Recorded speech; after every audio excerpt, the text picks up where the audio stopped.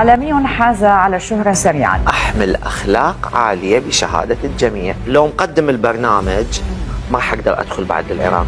شو رأيك بأحمد البشير؟ يعني هو يلعب بملعبي، معقولة ملعبي هيك حلو؟ أني دزيت لأشخاص قال له لا خلص عوف حيدر لأن حيدر تابع عنا وكذا وكذا وكذا. مين الإعلاميات الأقرب إلى حيدر خالد؟ أكو فرق بين الإعلامية والعاهرة. من وراء هذا الشيء يعني بموضوع غسيل أموال، مخدرات، الأشياء المنتشرة. ليه يقشمرك ويحبك وياخذك لمكان مغلق ويستغلك؟ ترى بعدين الشخص اللي اشتكى على همسة ماجد، هل هو الموضوع يتعلق بزوجة؟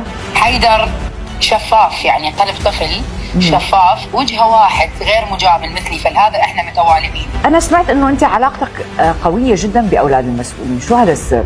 ليش أولاد المسؤولين هم أثرى من المسؤول نفسه، من أبوه؟ هناك ظاهرة غريبة تحصل في بعض الجامعات العراقية، وهي العلاقات الغير شرعية.